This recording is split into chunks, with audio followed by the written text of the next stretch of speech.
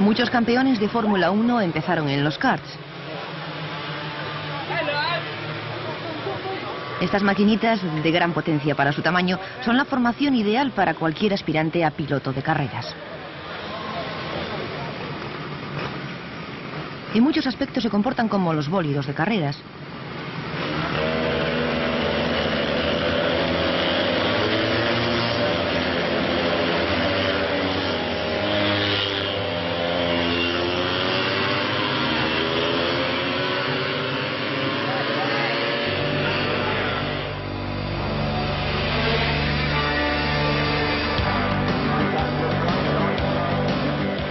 Pero hay una importante diferencia entre un kart y un coche.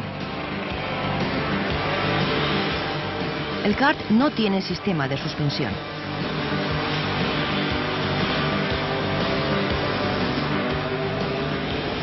Con sus ruedas montadas directamente en el bastidor y sus neumáticos absorbiendo solo los pequeños baches, los más grandes se transmiten directamente al cuerpo del conductor. Y si encuentra un bache grande, el kart se puede salir de la pista.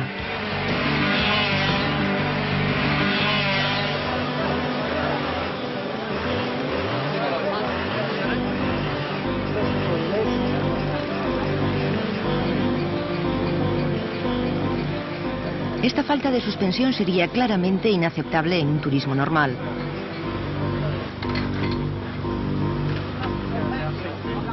El confort es una de las primeras prioridades de un conductor, mientras que la maniobrabilidad y estabilidad vendrían en segundo lugar.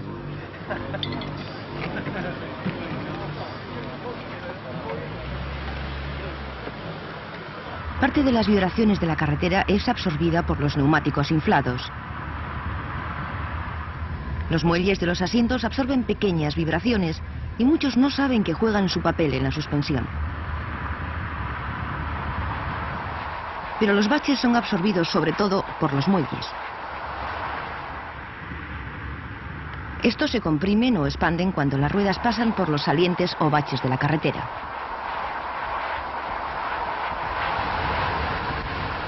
Esto evita que la carrocería del coche suba y baje con las ruedas y a la vez mantiene el contacto de estas con la carretera.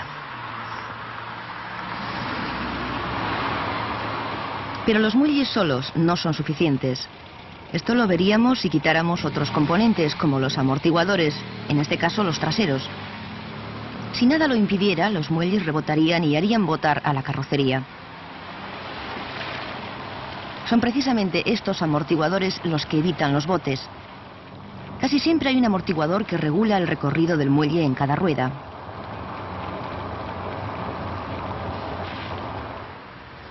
Un amortiguador es un tubo relleno de aceite o aceite y gas que se comprime y expande. En el interior lleva algún tipo de pistón. Cuando la rueda pasa por un bache, el amortiguador se comprime. El aceite que lleva dentro el pistón pasa a su parte superior a través de una válvula unidireccional. Cuando el muelle y por tanto el amortiguador empiezan a expandirse, esa válvula se cierra.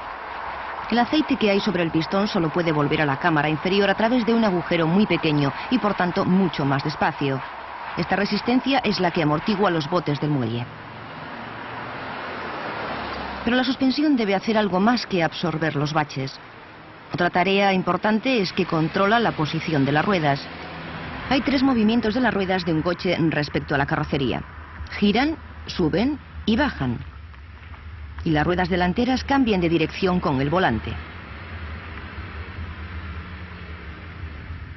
Pero hay otras fuerzas que hacen que las ruedas oscilen, se inclinen o salgan de su posición correcta. Si no se controlan, esas fuerzas afectan a la estabilidad del coche. Por ejemplo, hay que evitar que las ruedas se muevan hacia adelante o detrás de la carrocería al acelerar o frenar. Esto afectaría al balanceo del coche y podría desplazarle lateralmente. Las ruedas tampoco tienen que tener mucha caída, es decir, inclinarse hacia adentro o hacia afuera.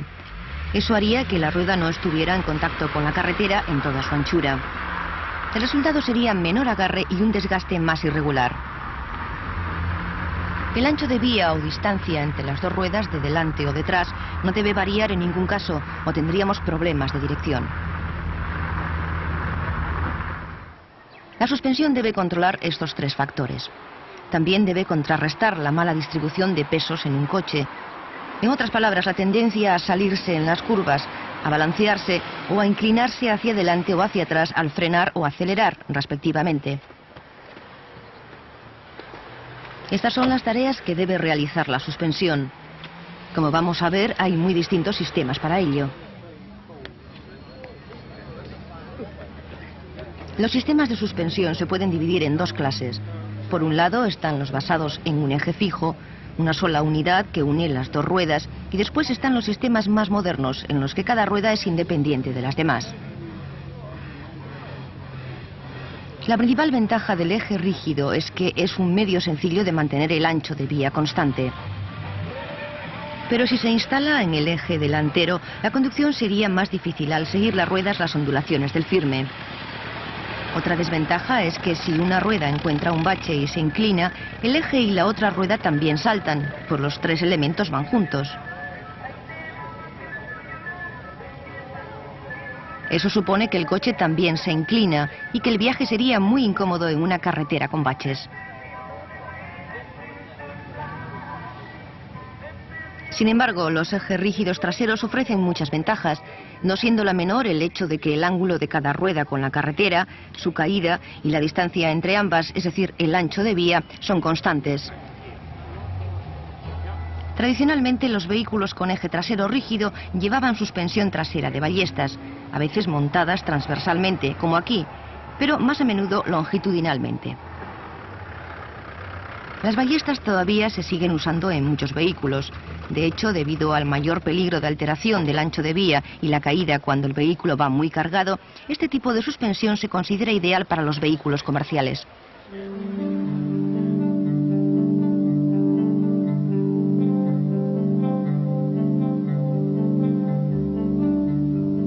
Un eje rígido típico con suspensión de ballestas puede ir suspendido por debajo de la carrocería, pero sin ir unido directamente a ella.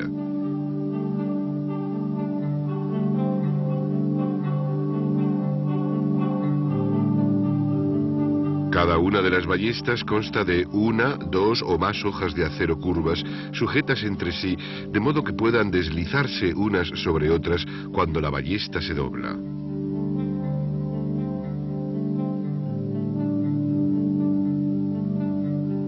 El eje va unido a esas ballestas, que a su vez van atornilladas a la carrocería cerca de los guardabarros. Como las ballestas al doblarse se alargan o acortan, en su parte trasera van sujetas mediante una articulación. Los amortiguadores se montan a ambos lados del eje, cerca de las ballestas y la carrocería, verticales o inclinados, para que no penetren mucho en el habitáculo.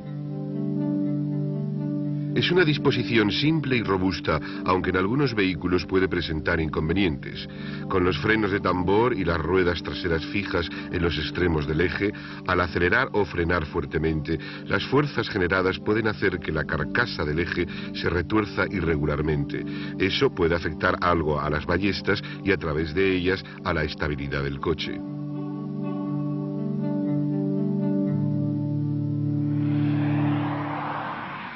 Pero solo afectaría realmente a un coche pequeño con un motor potente.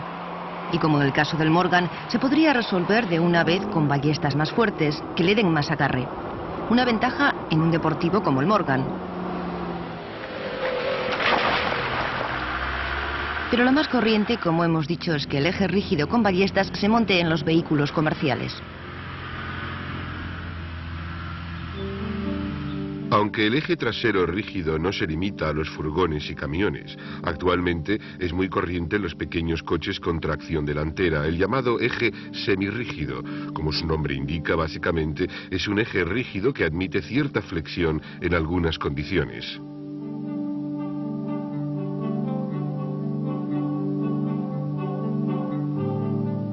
Los muelles helicoidales entre el eje y la carrocería absorben los baches, a menudo formando una unidad con un amortiguador central. Este diseño se conoce como columna McPherson.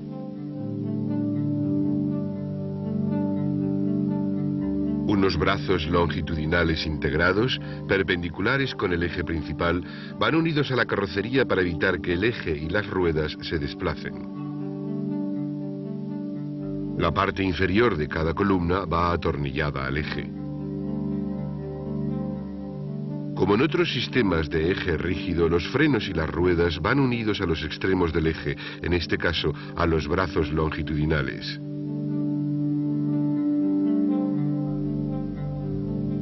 Es un sistema sencillo, pero que ofrece gran confort y maniobrabilidad.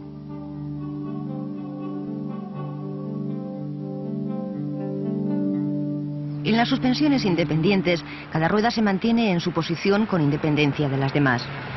Si una rueda encuentra un bache, baja sin que su posición afecte a las demás y sin transmitir ningún movimiento a la carrocería. La suspensión delantera independiente reduce el efecto que tiene el movimiento de una rueda sobre la otra, facilitando una conducción más precisa. Pero mantener constante el ancho de vía y la caída, como hacían los ejes rígidos, resultaba difícil para algunas suspensiones independientes. Cuando el coche circula solo con el conductor, las ruedas traseras se pueden inclinar a veces hacia afuera. Eso puede afectar a la dirección, porque al balancearse el coche en las curvas, la rueda interior se inclina todavía más, perdiendo parte del neumático el contacto con el firme. Lo contrario sucede con el coche cargado a tope. El peso puede comprimir la suspensión, de modo que las ruedas se inclinen hacia adentro.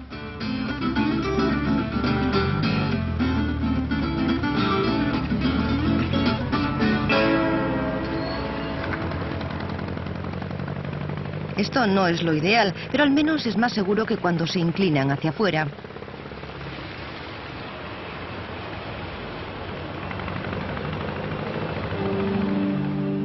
Bien, veamos primero la suspensión delantera independiente que llevan hoy todos los vehículos, excepto los comerciales pesados.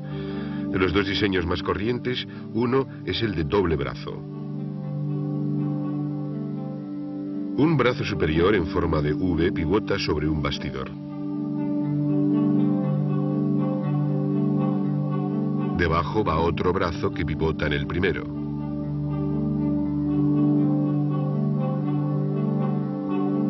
El brazo oscilante o portamangueta, que sujeta la rueda a la mangueta, va entre los dos brazos en V montado en juntas de rótula que giran con la dirección. Esto permite que todo el mecanismo suba y baje fácilmente, manteniendo constante el ángulo de la mangueta.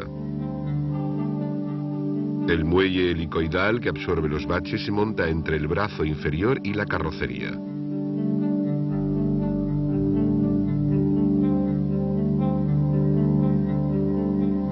El amortiguador va dentro del muelle, también apoyado en el brazo inferior y en la carrocería.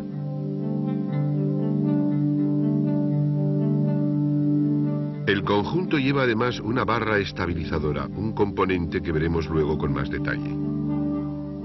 Y un tirante que evita que la rueda se desplace hacia adelante o hacia atrás respecto a la carrocería.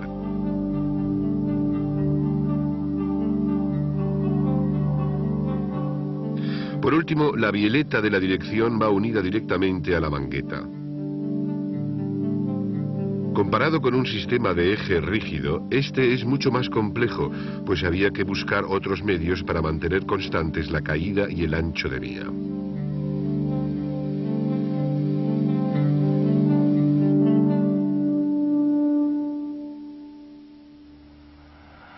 Como hemos visto, un tipo de columnas McPherson, combinación de muelles y amortiguadores, se usa mucho en vehículos con suspensión trasera por eje rígido en los coches pequeños.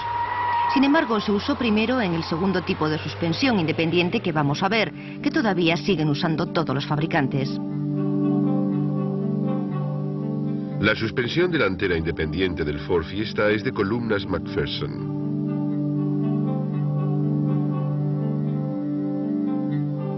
Hay un bastidor independiente atornillado a la parte baja de la carrocería.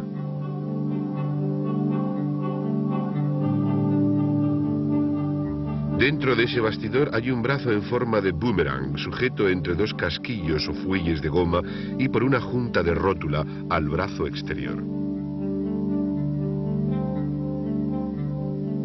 La columna McPherson se atornilla a la parte superior de la aleta mediante una junta oscilante flexible. La portamangueta va atornillada a la parte baja de la columna y a otra junta de rótula del tirante. Los palieres pasan a través de la portamangueta.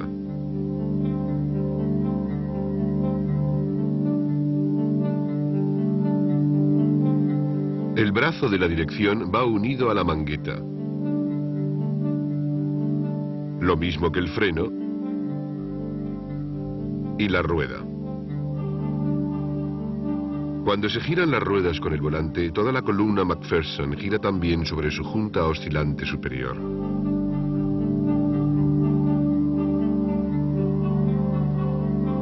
También es un sistema sencillo pero muy eficaz que ofrece una buena estabilidad, capacidad de maniobra y un buen control de la dirección.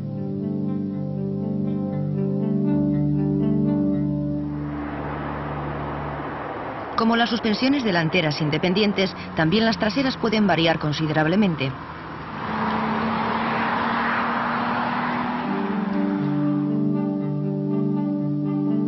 Entre las suspensiones traseras independientes más corrientes están las de brazos arrastrados y semi-arrastrados.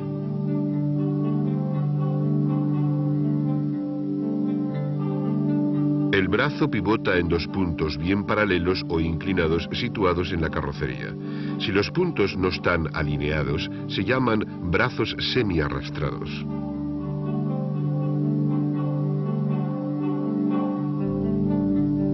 Al estar en la carrocería, esos puntos permiten que el extremo anterior del brazo suba y baje.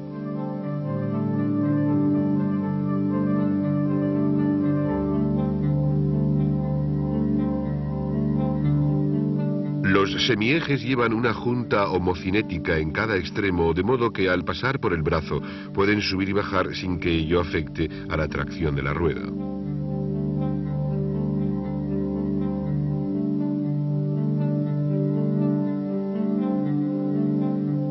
Con este tipo de suspensión se usan también muelles helicoidales, montados entre la carrocería y el brazo.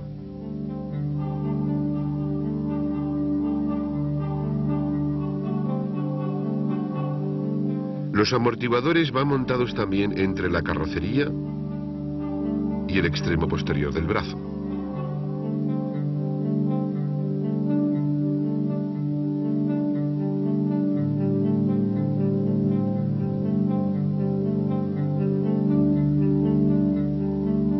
El sistema de brazos semiarrastrados permite una cierta variación en la caída y ancho de vía de las ruedas. Brazos arrastrados, estos que pivotan rectos respecto a la carrocería, no lo son.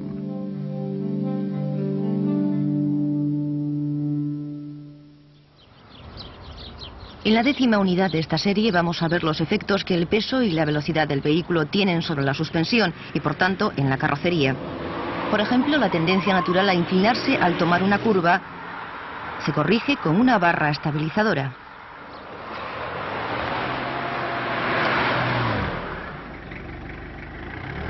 ¿Cómo se puede conseguir un nivel relativamente alto de confort con la suspensión hidroneumática? Con la suspensión mixta. O incluso con la variable o suspensión adaptativa. Por último veremos los neumáticos, qué tienen que hacer y cómo se construyen para que lo hagan.